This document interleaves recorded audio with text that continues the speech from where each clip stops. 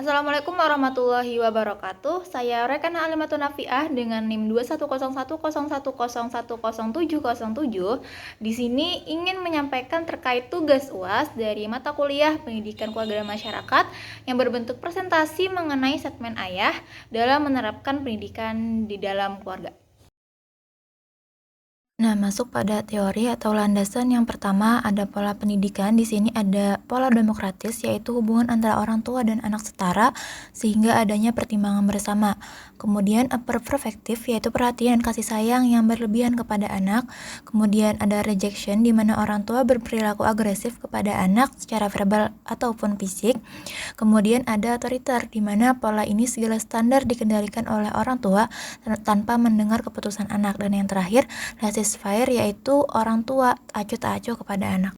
Kemudian masuk pada teori yang kedua, yaitu alat pendidikan. Yang pertama ada pembiasaan, di mana orang tua melatih kebiasaan baik kepada anaknya. Kedua ada pengawasan, yaitu orang tua mengontrol anak agar tidak berbuat sekehendaknya. Ketiga perintah yang diberikan orang tua mengandung peraturan umum yang dipatuhi anak. Kemudian yang keempat adalah larangan, yaitu cegahan pada sesuatu yang dapat merugikan anak. Kelima ada keteladanan, yaitu cara berbuat yang ditiru oleh anak dengan baik. Kemudian yang keenam ada hukuman, yaitu akibat dari pelanggaran yang telah diperbuat. Dan yang ketujuh, hadiah atau pujian dapat berupa acungan jempol dan memberikan pujian. Landasan yang terakhir yaitu perilaku sosial, yaitu perilaku yang secara khusus ditunjukkan kepada orang lain atau kelompok lain. Contohnya seperti bersikap sopan santun dan saling tolong-menolong. Kemudian masuk pada studi kasus statement ayah, yaitu usia responden ayah yang pertama. 2 orang berusia 36-40 tahun, 3 orang berusia 41-45 tahun, 6 orang berusia 46-50 tahun, yang paling banyak 8 orang dari berusia 51-55 tahun, dan yang terakhir ada 3 orang berusia 56-60 tahun. Kemudian pada pola pendidikan, mayoritas ayah memilih demokratis, yaitu sekitar 16 orang ayah, 1 orang ayah memilih laissez-faire, dan 5 orang ayah memilih otoriter. Alat pendidikan, mayoritas ayah memilih teladan, yaitu sekitar 12 orang, 3 orang memilih lainnya, 2 orang ayah memilih hadiah dan hukuman, dan 5 orang ayah memilih bimbingan. Sedangkan perilaku sosial yang diterapkan ayah di keluarga itu sangat relatif, yaitu 6 orang memilih sopan santun, 6 orang memilih tanggung jawab, 5 ayah memilih disiplin, 4 ayah memilih jujur, dan 1 ayah memilih bersih dan rapi.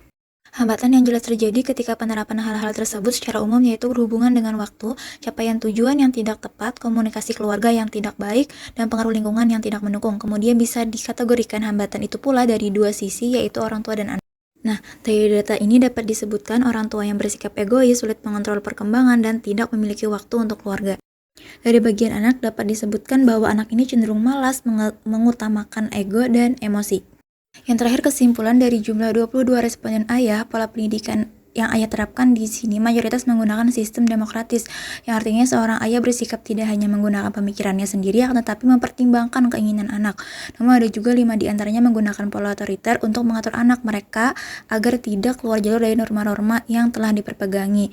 Sedangkan yang terakhir ada 1 orang ayah menggunakan pola laissez-faire, artinya memberikan kebebasan kepada anak seutuhnya untuk mengambil keputusan, dan tindakan ini berlaku mungkin jika kepada anak yang sudah memiliki pendirian yang baik serta sisi kedewasaan yang bagus. Kemudian kesimpulan pada bagian alat pendidikan yang ayah terapkan pada kali ini mayoritas menggunakan keteladanan sebagai pembiasaan dan contoh yang tepat untuk anak, khususnya jika anak masih dalam masa pendidikan. Selain keteladanan, ada 5 ayah mengutamakan dengan memberikan bimbingan kepada anak, artinya ayah memberikan arahan yang tepat sesuai dengan jalan yang dikehendaki anak.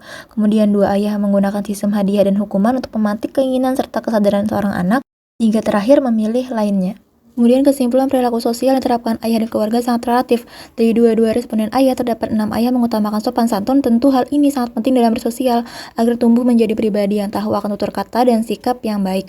Kemudian 6 diantaranya memilih lebih menerapkan sikap tanggung jawab, artinya menggiring agar tumbuh menjadi pribadi yang memiliki pendirian, kemudian menerapkannya dengan tepat. Setelah itu 5 orang ayah lebih menggunakan penerapan disiplin agar menjadi orang yang patuh dan taat dengan norma yang berlaku. Selanjutnya 4 orang responden ayah mengutamakan penerapan sikap jujur, yang artinya untuk membangun karakter dan moral yang berkontribusi pada hal-hal yang positif. 1 ayah menggunakan bersih dan rapi. Ini sangat bagus karena penampilan dapat menunjukkan kepribadian.